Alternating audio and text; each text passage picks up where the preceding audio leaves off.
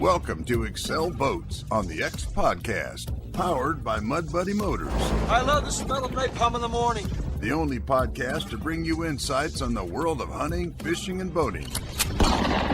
With your host, J. Paul Jackson. You don't say much, do you?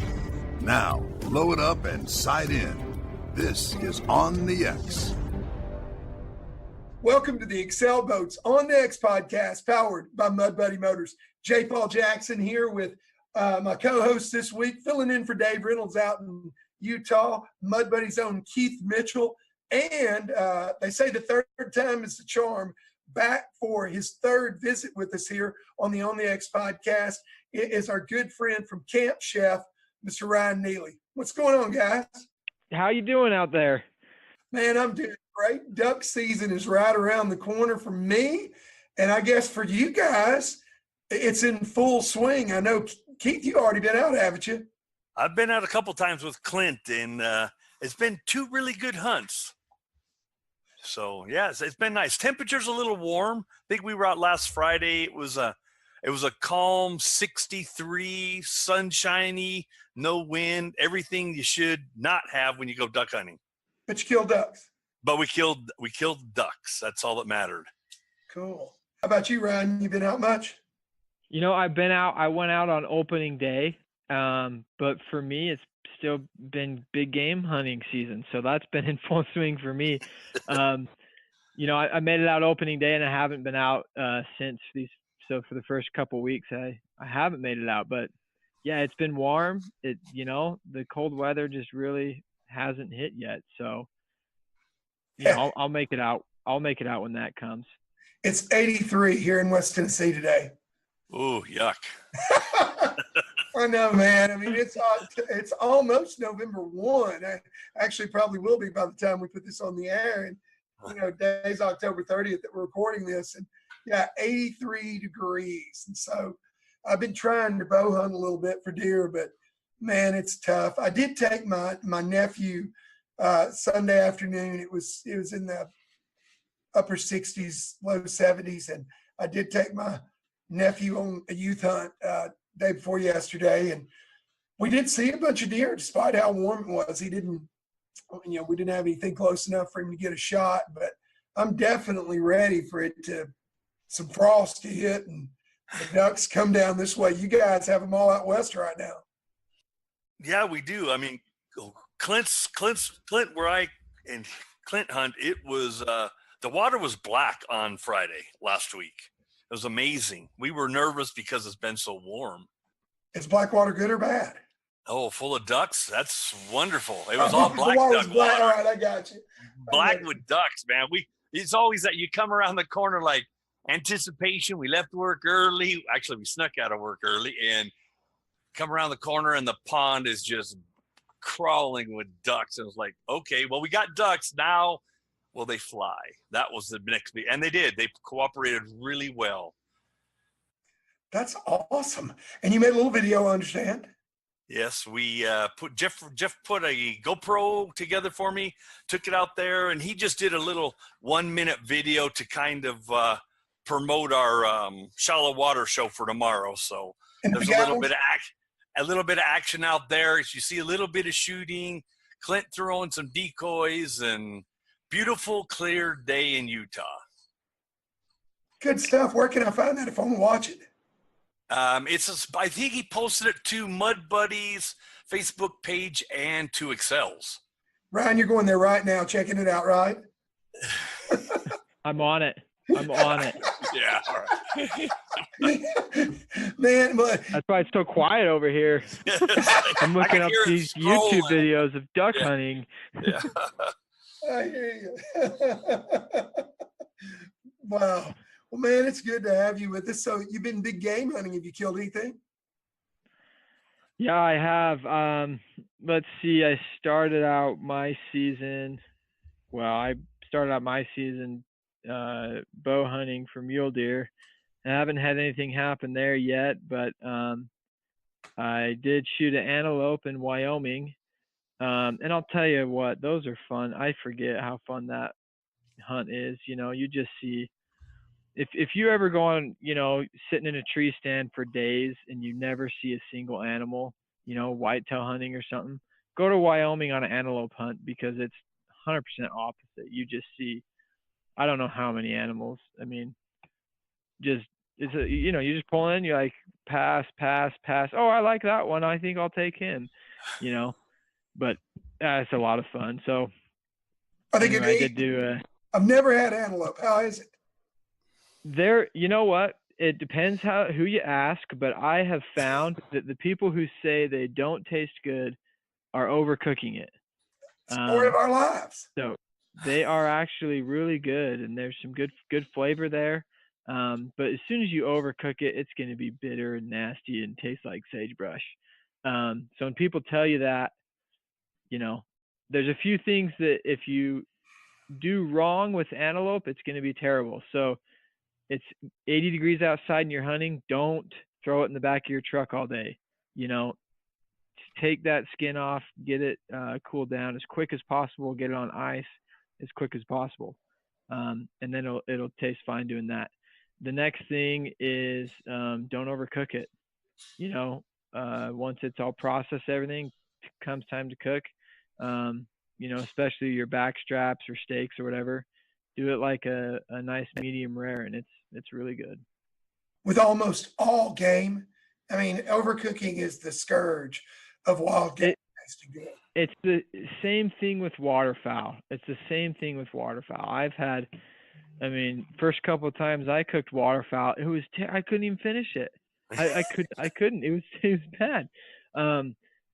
That's because I was cooking it well done for the most part, and I think do it medium rare. Don't be scared to do that. You're not going to get sick, and it can be delicious. Some of the best food I've had has been duck or goose. So yeah. Anyway, those are a few tips for those guys out there. I love teal, and I had some left over from last year, the last bag in the freezer the other night, and we took them out, thawed it, and I basically took those breasts. I was kind of in a hurry, and several of them still had the skin on them, and so I took the skin off of them because I didn't want to spend a lot of time rendering it out with cooking the meat with the skin on it. Usually I do that, but I pulled the skin off of them and threw that in one of my Campchef iron skillets on the cooktop and let render the fat out of it, and made mashed potatoes, and then took the breast with the skin off, marinated them for just a few minutes where it wasn't overpowering, and threw them on the grill and brought them off while they were still really, really rare. And they were so incredible. And then I took that fat in that iron skillet and added a little bit of flour and made a roux out of it, and then turned that into a white gravy and served it over the mashed potatoes with that grilled duck. And it was phenomenal. And now I'm sick that was my last bag of duck, and it's going to be 6 weeks or more before I can shoot a duck here. So, well, you guys are still out that far? Well, for me, I won't really start hunting until after the 1st of December. Our season in Tennessee will start the weekend after Thanksgiving. Of course, I hunt the Boot Hill in Missouri. And the middle zone is opening up here in a few days, but I doubt I'll get to hunt. And also, when it's 70 degrees here, I don't care anything about it. We don't, it's just not, I don't know. I wanted a little bit of frost on the pumpkin to get out there and get after it, and that's the thing about the birds too. You shoot your limit on a 65, 70 degree day, you better get back to the house and, get it clean quick. And I like to age mine. A lot of times I'll bring back, duck if it's really cool, and hang them out in my shop, in my shed for 4, 5, 6 days before I even dress them. Just hang them whole, if it's 40, 50 degrees, let that meat age with the feathers, skin, fat, everything, on them. And I think it makes it way, way better. It does. Dry aging is, I definitely recommend it. I try to do it with all my big game animals. It depends on the time of year. that I kill them and what kind of space I have to do it. But if you have the ability, especially ducks when it's cooler time of year, if you can dry age those, just you can hang them whole. Like you said, feathers and skin and everything. Let them sit there. You're saying 4, 5, 6 days. You can go 7 to 10 or more. Oh yeah. With big game, if I'm dry aging, it's usually 10 to 14 days. So that's a great way to just help increase the flavor of that meat. Yeah, and the big thing I tell people about that too, and I'd like your all's opinion on it, but I do duck both ways. Sometimes I fillet them and take the skin off of them. But if I'm gonna pluck them and then cut those breasts out and leave the skin and the fat on them, when I age them, I want to leave the feathers and everything on them where it doesn't dry out. That'll help retain some moisture inside there, at the same time. And I've went many times for a week when it's been cool enough. The problem that we have here, though, with hanging your ducks, unless you've got like a cooler or something that's controlled, which I don't, we'll get days in the 60s and 70s, even in December and January. And, I want to keep it below 50 degrees if I'm going to let them hang for a week or more. But, I love them dry age. Of course, we couldn't have a conversation about Campchef without talking about the Campchef chef, Scott Lasath, a little bit. And Scott has made me also a fan of, if I don't have the ability to dry age them, of brining them for a few days as well. Has a very similar effect. And I think unless you're just going to, take them fresh from the carcass to the grill or the skillet, put some age on that bird in one way or another. Yeah, I would agree. And the biggest thing, you talked about temperature, and it's tough, here in Utah. If you shoot an early season deer, a lot of places in the country, it's 80, it can be 80 degrees outside, 60, 70, whatever. So, there's a few things you can do. I've actually been looking for one. I haven't found one yet, but I'm looking for just an old refrigerator. I've been searching Craigslist so I could do this. But just get an old refrigerator. I can throw it in my garage, and then I was going to put some steel rods in there. And that way I can just hang, for deer, I can hang whole quarters in there. For ducks and geese, you can just throw the ducks in there and let them age. And that way it's in a controlled environment. Bacteria really thrives starting at 40 degrees on up, between about 40 degrees up to about 140 degrees. That's where bacteria is really going to just thrive and grow in those kind of in that kind of temperature environment. So when you're dry aging, it's best to keep it above freezing, so above 32 degrees, and then below 40 degrees. So if you can just keep it right there around 35 on average, if I kill like a later season elk or something here out west, or I'll just hang it in the garage because it usually keeps it around, 35 degrees. It's not freezing, but it's next to the house, so it kind of holds that temperature there, and that way bacteria is not thriving or growing all over it. And then, the other thing with dry aging, just watch the smell. If it smells bad, it's probably bad, and you might have to throw it out. So if it doesn't smell bad, then you're probably good. And then just, if the meat is exposed, just peel off that or cut off that outer layer and give it a cook, and you're good to go. Well, and you just hit on something a lot of people don't realize, particularly on big game, not so much waterfowl, but, on big game. I mean, I've had deer that, I hung for, 10 days, and maybe it got a little bit warm in there, and, I go to dress that deer, and particularly if some of the skin's been exposed, like inside the hindquarters, where it's field dressing, it started, to turn, that off color just a little bit.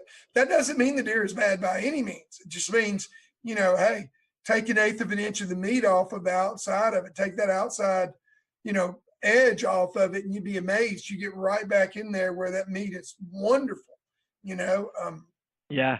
So And that's gonna do that where that meat is exposed. It'll dry up, and that the outer portion of that meat's gonna become dry.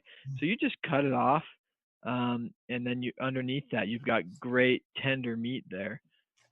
One thing to remember is you're gonna lose quite a bit of weight off this. So as you're dry aging it, it's getting dry. You're drying it out a little bit, at least the outside of it. So you're gonna lose a little bit of meat out of it, but it's gonna taste a lot better.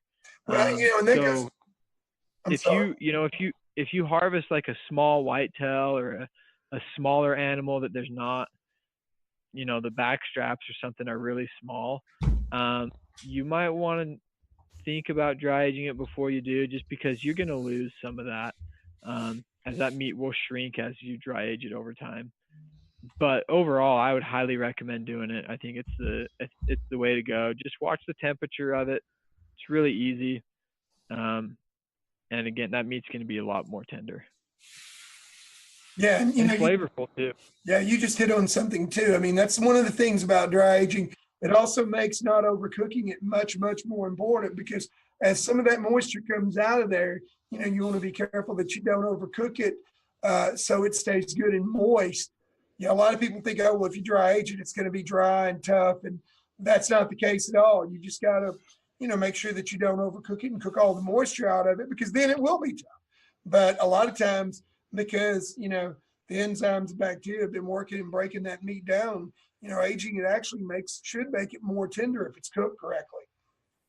Exactly. And that's what it will do. Those enzymes will go in that meat. Like you just said, it breaks it down and makes it really good and tender. So, you go to a high-end steakhouse. In fact, I was at your end of the country. When was this? Back in March. And anyways, we went to some nice steakhouse, and that's what they were touting is their dry aged beef that they served. It was great. It was delicious. You could see the cooler in there where they dry aged it all, and they went for like 45 days or something like that. It was, but anyways, phenomenal, really good. And you can do the same thing, as long as you have the right environment to do it. So use your refrigerator, or if it's cold outside, hang it in the shed, something like that. Just watch that temperature. As long as it doesn't get too high, you'll be fine. You mean you came this way and you didn't holler at me to take me out to dinner? I know. Brad, damn it, boy. Where was You're I? in trouble now. I know. Was it Memphis? Where were we? That's my backyard. Anyways, I should have called you. You better stop while you're ahead, Ryan. Yeah, you better. Yeah, I'll quiet down now. You absolutely better. Oh my gosh. Man.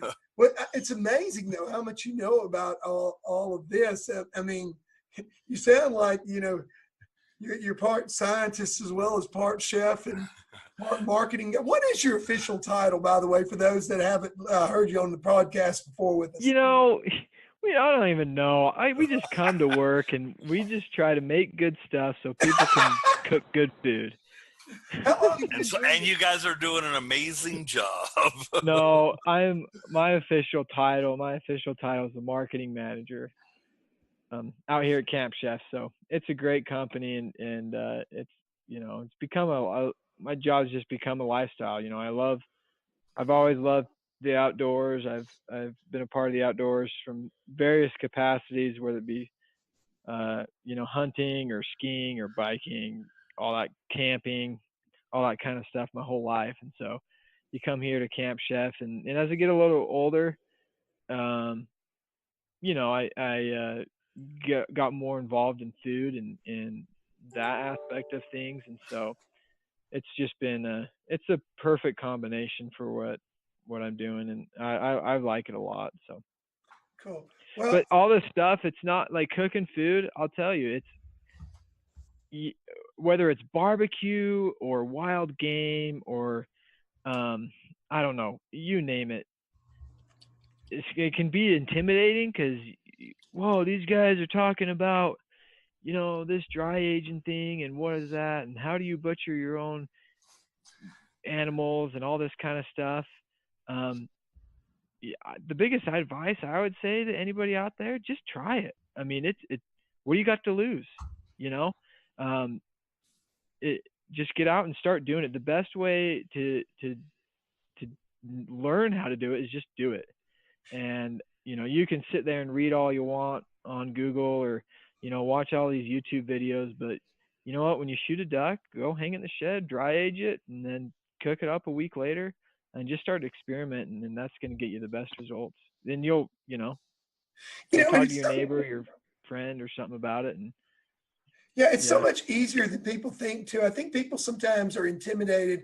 You know, it's funny. I mentioned earlier in the podcast that I took my little nephew hunting and my little brother on, Sunday, and it was like, 70 something degrees. And my little brother, asked me, he said, so, you know, are we going to be able to get this to a processor tonight if he shoots one, this afternoon? And what are we going to do about that, man? I don't know how to process one. And I'm like, hey, and Andrew's been hunting since we were kids and he's 45 now. So I'm like, you know what?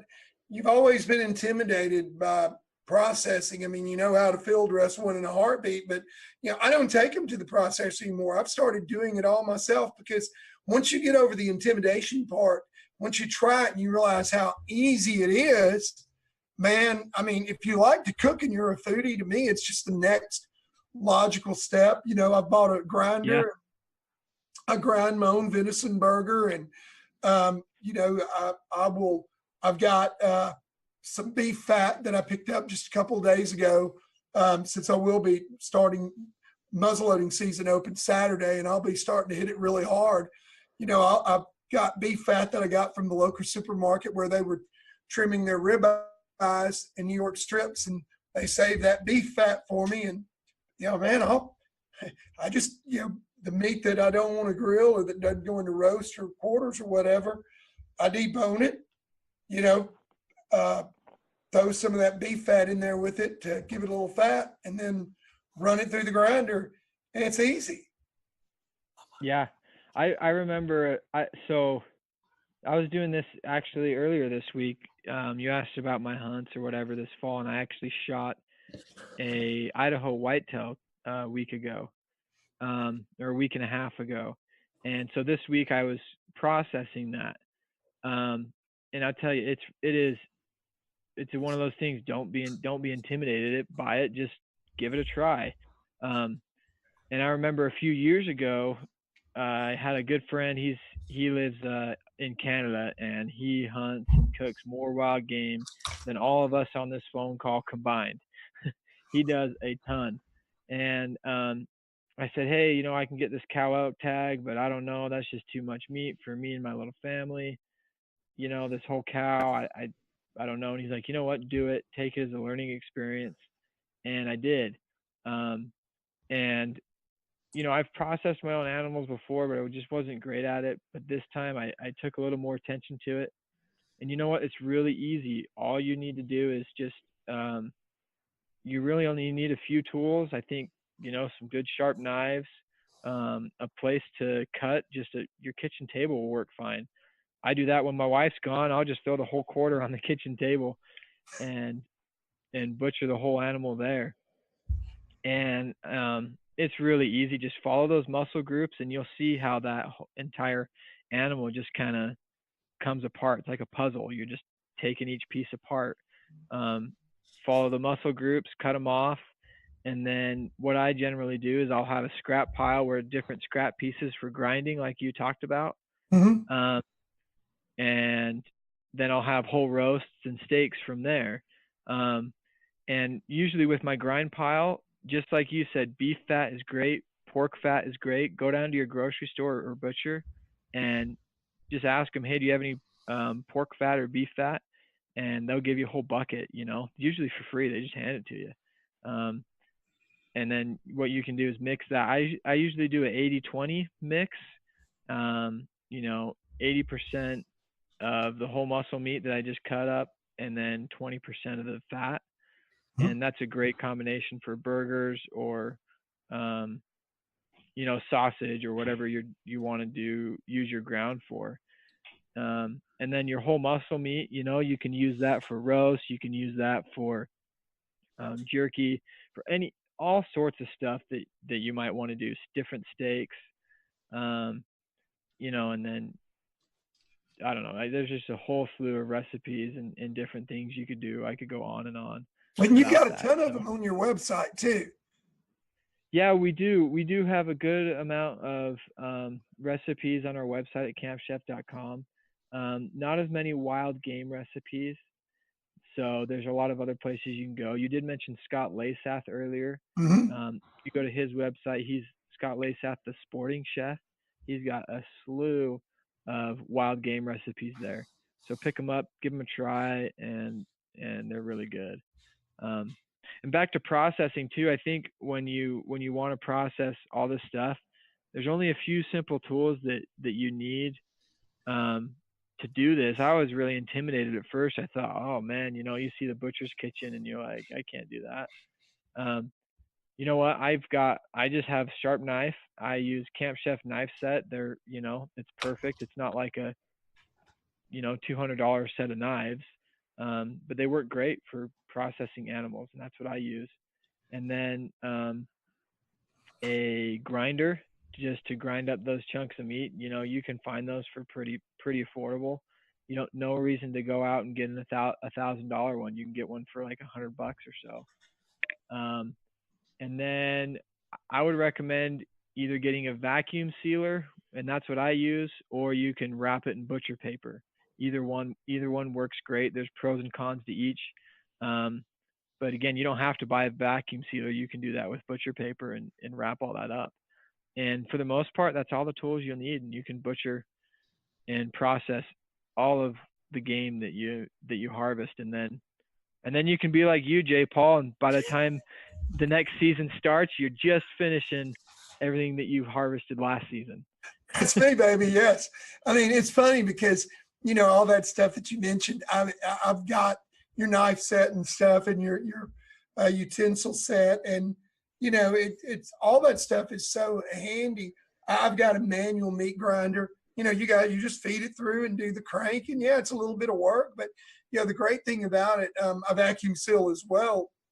When you get something from the processor, you don't know for sure unless you really know your processor well, if it's even your, a lot of processors may not even be the deer necessarily that you're getting. And also, under what environment, was it processed? And that's probably the biggest reason that I process all my wild game on my own, is because I know that if I take it to the local butcher or something, I mean, I know for some of the ground stuff, it's not yours. Like if you order some of the ground, for the butcher, it's just a lot more efficient and everything for him. And I don't know how other people take care of their deer or their animals or whatever. So they could have shot it and let it sit in their yard for an entire day or drag it around in the truck or whatever. And I don't know how well that was taken care of. They could have had a gut shot and it just, so I know how I handle my meat, and for me, it's the only,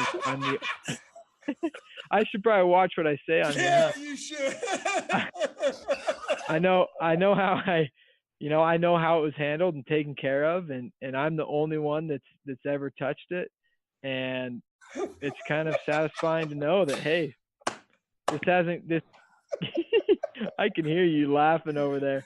I'm biting my lip and trying hard, and I can see the screen. He actually muted it. But this, even the grocery store, that steak you get, I mean, it could have gone through, 5-10 different people's hands before it gets to you. And I sure don't want the guy that's handling my meat to have handled somebody else's right before. Right.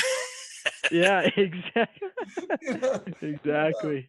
I mean, it makes in the freezing. I had the last year that I had processed. This is what turned me off, and it was a good processor. It's nothing against the processor, but I actually took in. I wanted some bacon burger, and so I had some good old country bacon on hand, and I swung by Kroger and I got some beef fat, and I dropped it all by for him. I said, look, I want, the back straps, tenderloins, I want a couple of rump roasts, and then I want you to take the rest, and I want you to divide it evenly between, regular burger with beef fat and bacon burger. And he made me up some great stuff. And, the first batch I cooked of it was great, but, it wasn't vacuum sealed. And, after a few weeks in the freezer, pulled out, a couple pounds of it wrapped up in butcher paper, but he hadn't taken the care in, wrapping it that I do. And some of it was freezer burnt and, huge waste. I'm like, you know what? I'm not going to do this anymore, because it's not intimidating after you try it and you realize how easy it is. And for me, it's a lot of fun to, mess around with the different seasonings and stuff. I know, Laysath, he loves those. I think it's High Mountain seasonings. I've got a whole bunch of it that I ordered, and I've been messing with that. And to me, it's a lot of fun processing my own game. It's not super time consuming. I have buddies that say, oh, damn, I don't want to shoot the deer because then the real work begins. I'm like, dude, Yeah. You know what? I mean, you need a good gambrel to hang that, deer up on when you get it back. And, you just need to set aside a couple of hours for taking the skin off that animal and being organized. And I can turn a deer into a whole lot of other stuff, an entire deer in 2 to 3 hours, packed, put away, ready to go, cleanup's done, and boom. Saved myself $150 on a processing fee. I know that the part that I freeze is going to still be good when I take it out of the freezer, as long as I get to it in a reasonable amount of time, which the way we like wild meat, that always happens here, and I know it's going to be seasoned the way I like it. Yeah. And I'm the same. This whitetail that I did, I never shot a whitetail before, so I was ecstatic. You're going to be laughing at me because, they're all over out in your neck of the woods, but out here in Utah, well, actually, I didn't harvest it in Utah. I harvested it just over the border in Idaho. But I'd never seen whitetail out here. So anyway, I kind of timed myself as I got home. I let it hang for, it was like not quite 7 days. I think it was about 5 days, and I would like to go a little longer, but just weather and some things, I couldn't do it much longer. But anyways, so I ended up processing it, and it processing the whole thing probably took me 3 hours, I want to say, and that's pulling everything out, cutting, vac sealing, all that. I didn't grind anything. What I do, just because of time, is I'll just vac seal all my grind pile, and then what I do is I grind it later when I get more time or something. So yeah, you could do the whole thing in 3 to 4 hours. It's not long. Just honestly, what I do is I turn on a couple podcasts or just listen to some music and go to town. It's great. Cool stuff. Easy. Yeah. Sounds like a lot of work to me. I let the butcher take care of it. Keith, I'm going to come down there and wring your neck out. I've got to be honest. I've shot 2 elk in my life, and both because I was lucky enough to go with the boss to a place, and they just took care of it. The first place we went to, the guy vacuum sealed, which I really, really liked, but he didn't take that good care of the meat. The second guy, the second year, he paper wrapped it, but his meat was so much cleaner. It was just better presentation, even though it was paper wrapped. And we're just finishing up on the last of it, and I haven't had any freezer burn or anything. So I like, and when I think a lot of times too, like I said, I vac seal all my stuff. But if you wrap it in butcher paper, it's totally fine. Usually I would recommend doing a plastic wrap first. That'll help with freezer burn, and then wrap it with butcher paper. And when you do that, just make sure you wrap it tight, like you're doing a Christmas present or something, and then tape it. And and it'll be fine. Usually as long as it's wrapped good, you're not going to get freezer burn within a reasonable amount of time. And there's nothing wrong. Good butcher paper and everything is great. I shot a bear earlier this year in Ontario, and that's what I did. That's where we were at, and they didn't have vac sealer, so I just did plastic wrap and butcher paper, and it was great. Still, and some of it's still in my freezer right now, and it's awesome. So either way you do it, but different butchers will handle it differently. I mean, you might get a guy that, you look at it from their perspective. They just want to take as many animals as they can. The more they process, the more they get paid. So they might not always take as good of care of it as maybe they should, because they're just overworking themselves, or maybe a little bit sloppy, because again, the more that they do, the more they're getting paid. So it just kind of depends on, how it goes. So again, J. Paul, that's why I always handle my own meat. But there's nothing wrong with sending it to a butcher, especially if it's someone you trust and you've been to year after year. Yeah. Oh, amen. Nope. Hey. Two times elk hunting, and it'd probably be the last two. I'm just not I love the outdoors, but I grew up on the beaches, racing my dirt bike. So hunting to me is, especially big game hunting. I've done it twice, waterfowling. This is my 5th year, and mainly because Clint's got me into it. And I swear the best part about duck hunting, and some of the times, the shooting's great, but just hanging out with the guys and just having a good time and relaxing, and hopefully something flies by and you can jump up and smoke it. That is the best part about it, I'll tell you. And especially on those slow days, what makes it good, just grab a little stove with you, and when it gets slow, just make some burgers or tacos. I love doing tacos in the blind because They're quick and easy. Well, yeah. You did those for us last year in the shop here. Oh, and, yeah. Remember? Right. And we've actually got one of your little stoves that you sent us for a giveaway. And, I'm thinking to myself, maybe I'm just going to buy one for myself. So when Clint and I go out there, because, we've all been out there where there are days where it's like, do we sit or we just go home? Well, if we go home, we might miss them. Well, if you sit there all day, you're still going to miss them. So at least if you've got food, and some type of beverage, it just kind of makes the day go a little bit better. And those tacos you did and those Philly cheesesteaks were phenomenal. And like I said, on that little 2-burner little Campchef, I can't remember the model, and it's too far across the room to look at it. The Everest stove, or I think it was, and it came with the little cast iron pan with it too, or the skillet with it, and a nice little carry bag. It's somebody, when we give this thing away, is going to have a nice little present and something to keep on their duck boat or wherever they use it to keep themselves with some nourishment while they're hunting. Yeah, you throw that stuff in the boat, and if the hunting slows down, fire it up, and you're cooking up a storm, or once you get back to the dock or something.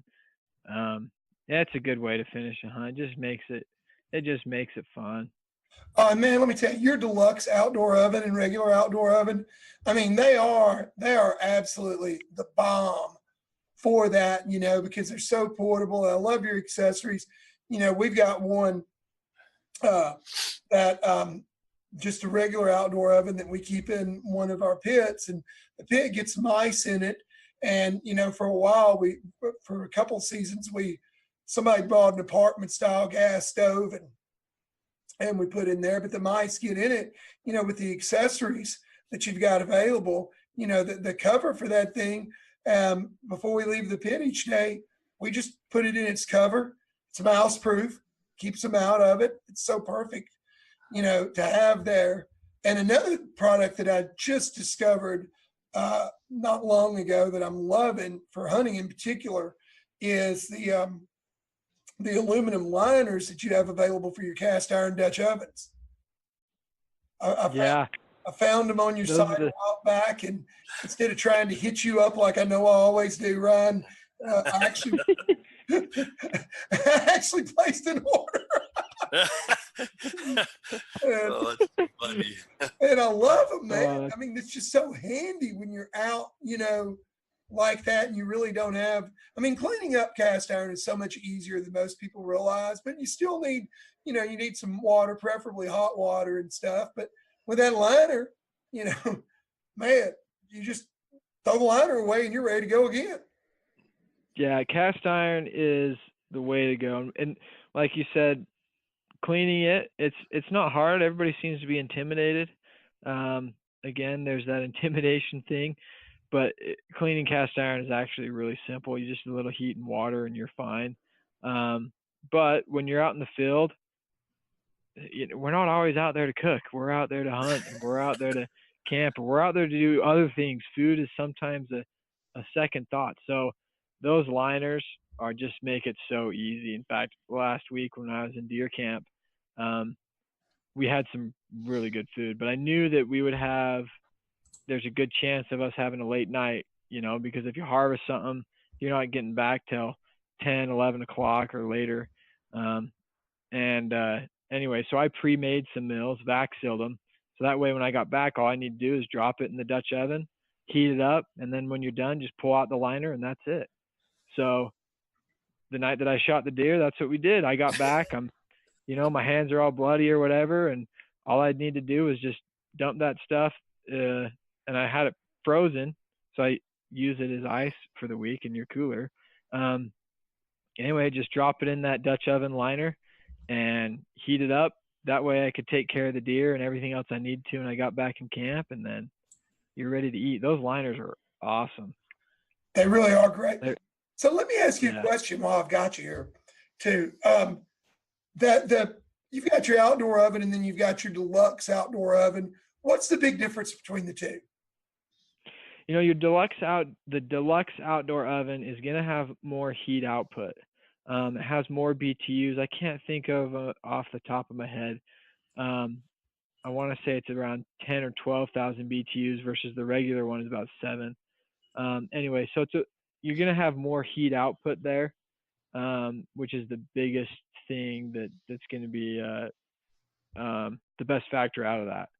So other than that, it's looks and aesthetics. I think the deluxe one looks a little bit better handles. The control knobs are a little bit better, those kinds of things. But the biggest thing is that heat. So. Yeah, I know that on your website, the top burners I noticed have a lot more output than the regular oven. The top burners do. On the outdoor oven, I think the internal output's the same on both, but on the top burners, it's significantly more. Yeah, and that's where you're going to want that more heat, the more heat output. If you're boiling coffee or a pot of coffee or something, you want to get that heat quick. You want to get that heated up pretty quick, especially when it's really cold outside and you're starting with water that's almost frozen. So that's where that heat's going to really kick in and do its job. Well, I tell you what, I love them both, man. They're great products. And of course, right now the rage is all in the, pellet grills. And I know you guys have several new products. You pretty much jumped into that arena big time and become a major player over the last couple of years. Tell us a little bit about your new products out there, what you're most excited about. I'll tell you, Campchef, we do so much different stuff, everything to allow you to cook from the back country onto the back patio, or, in the duck blind. That sounds like that could be a tagline, Ryan. Well, we talk about that quite a bit here. But those pellet grills are awesome. We talked about processing your game. That's probably one thing that I did leave out is, you got to have something to process it. You've really got to have something to cook it too. And that's where I got the pellet grill. And with the Campchef pellet grill, you can do anything on that.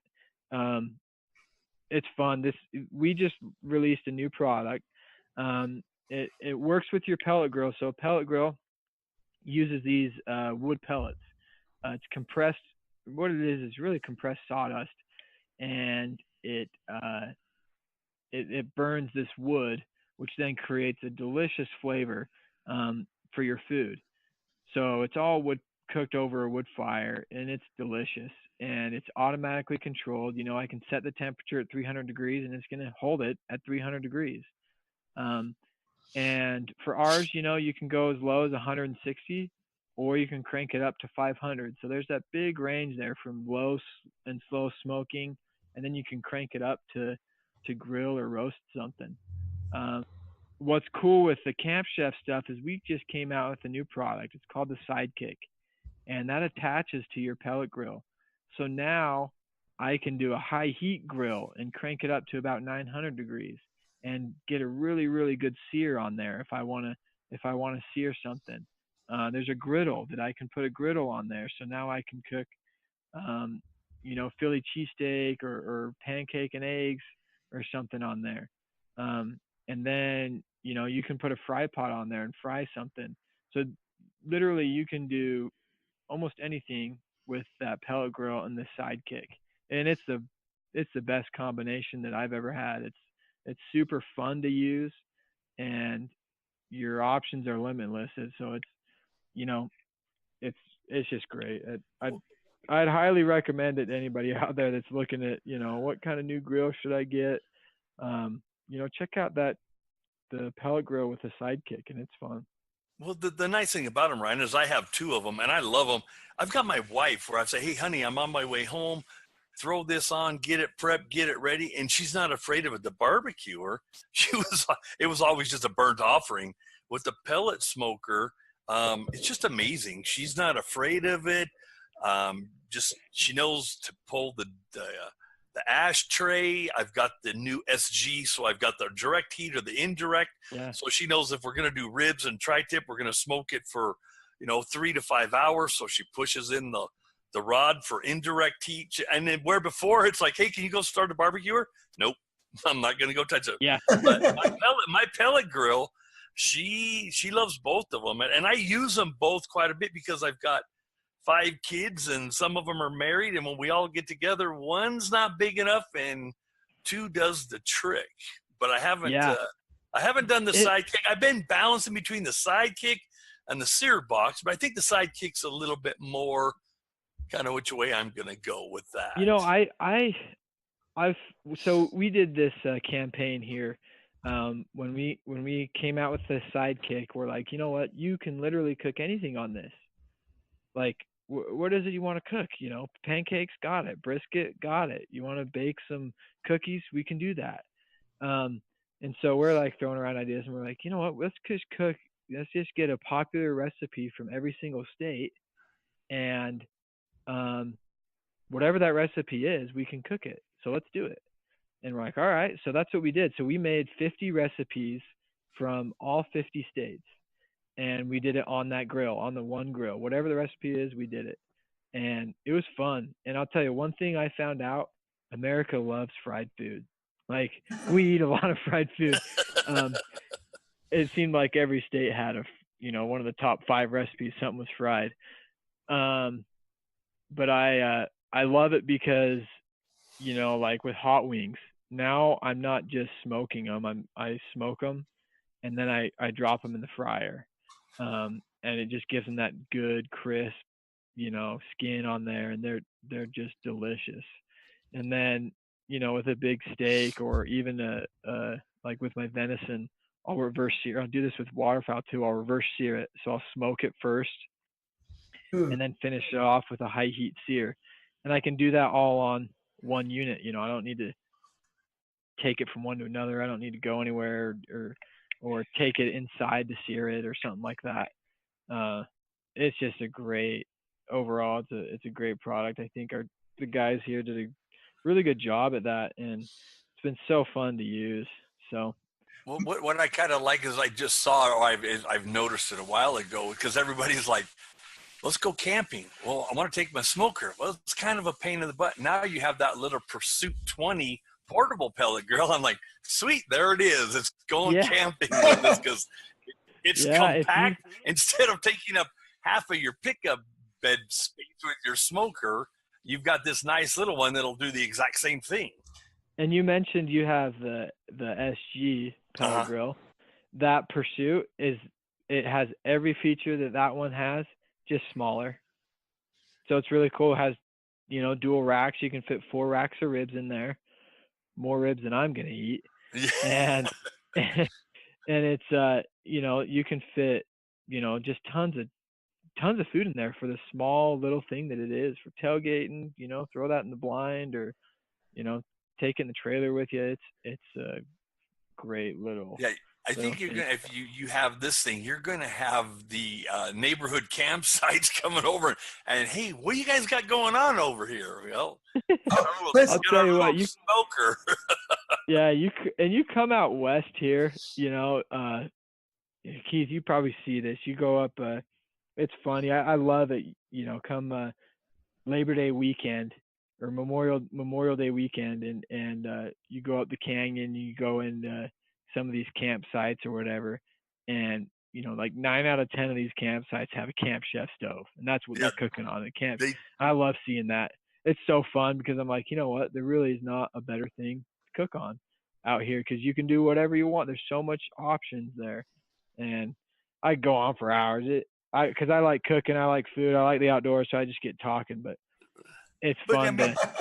All the stuff, I mean, it's like you can use it at home. You can take it with you. It's just so versatile. And that's what's cool about it is you grab your big 2 or 3 burner stove, you got the griddle, you got your propane tank, and there's nothing you can't cook with it. It's like an all-in-one that goes with you. I've got one that stays in my little tent trailer. I've got one on the back patio next to my pellet grill, so it's. I think you're a Campchef junkie. Well, everybody's like, why do you always buy Campchef? Well, I said, I do some stuff with them. And you know what? We talked the last time about those old people that are on the Facebook and stuff, those groups. And you know what? I want my customer service at Mud Buddy to be like yours because I've never seen anybody post anything negative when somebody says, hey, call Campchef.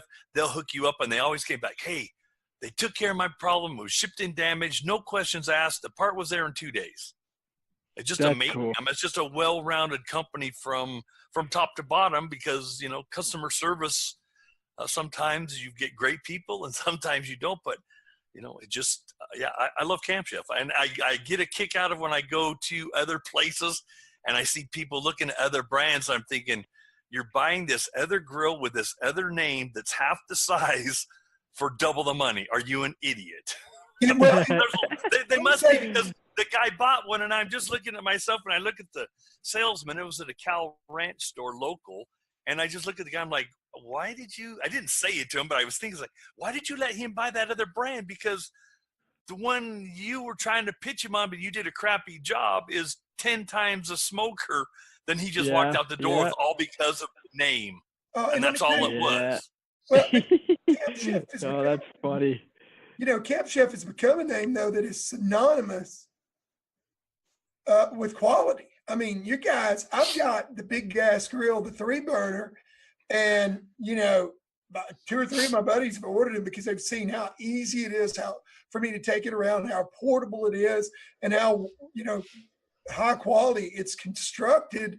And, I mean, for camping, let me tell you, the big gas grill to me is the bomb. I mean, it's super well made. The way that the legs tuck under it and you can cart it around makes it a breeze to carry anywhere. Throw it in the back of your truck. I've beat the hell out of mine without beating the heck out of it. I mean, it's held up really, really well. So every product. Well, that's good to hear. Yeah, the only thing I've done is I broke a couple of knobs. I've got to get you to send me some replacement knobs. But yeah, we can do that. Call our customer service team. I'll do that. No, really, call them up and say, "Hey, I need some knobs," and tell me what they say. All right, I'll do it. They'll take good care of you. So. Yeah, I mean, that's just one of those things when people on those pages that I follow, it's just amazing how everybody's just so grateful when they've had an issue. Your guys' customer service just jumps up and it's taken care of. It's just one of those things. I'm waiting to see some of Jay Paul's SEC football tailgating with Campchef hanging out all over the back of his truck. Here's the problem that I have with that. And let me tell you something. You will see if you take a look. If you come to the Grove at Ole Miss on Saturday for the Ole Miss South Carolina game, we are going to be cooking some gamecock. I guarantee you that. And, but in the Grove, they won't let us have open flames. So it's the one place that I can't. You can't take it. Stuff. But I'll tell you what I will be doing. I'm going to make a shrimp etouffee on Friday, and I'm going to take it to the Grove on Saturday.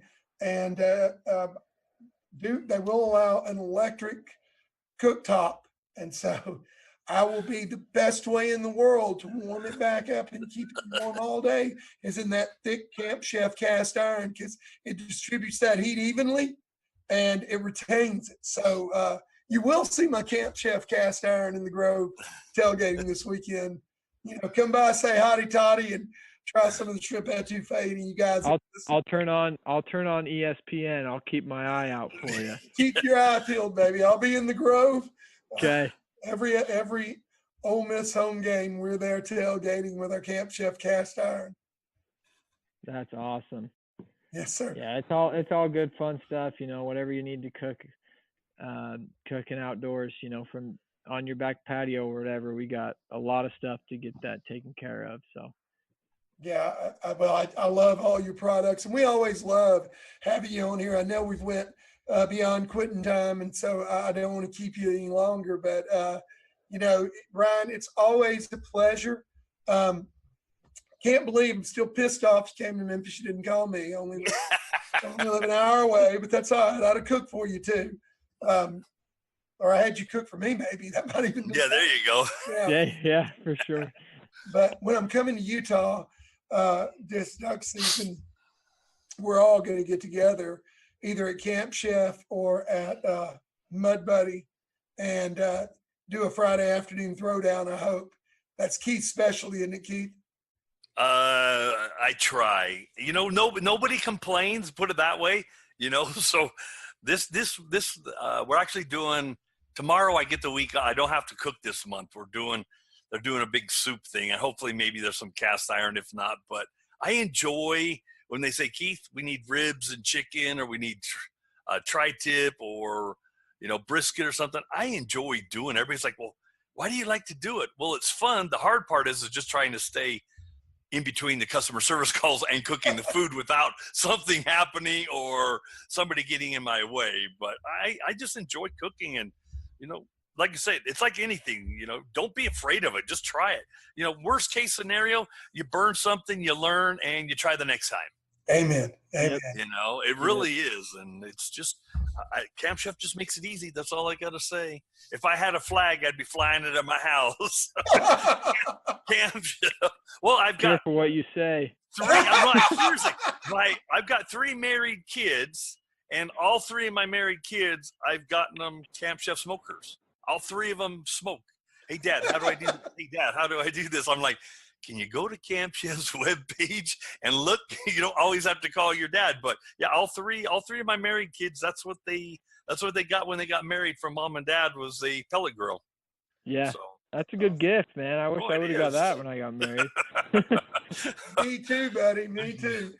Well, guys, man, it's been great today, Ryan. We always enjoy having you. We're going to do this again here in just a few more weeks, and we'll get back, and hopefully we'll be able to record one of these all together, the 3 of us, while we're out there. And but we always love having you, man. Thanks for coming back on. We look forward to seeing you again soon. All right. Thank you. All right, guys. Well, listen, had a great podcast. Duck season, it's in swing out in the Pacific Flyway, Central Flyway, northern states.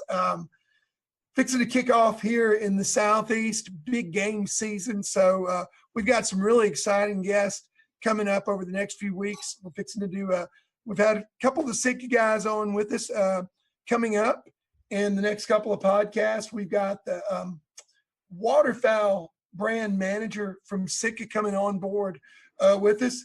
We've got a couple of special guests that are going to be a surprise coming up from the duck calling world. And of course, me and Dave and Keith and Jeffrey will be coming back at you. For everybody out there listening, on behalf of myself, Ryan Neeley, and my guest host, co-host today, Keith Mitchell, thank you so much for tuning in to this edition of the Excel Boats on the X podcast, powered by Mud Buddy Motors.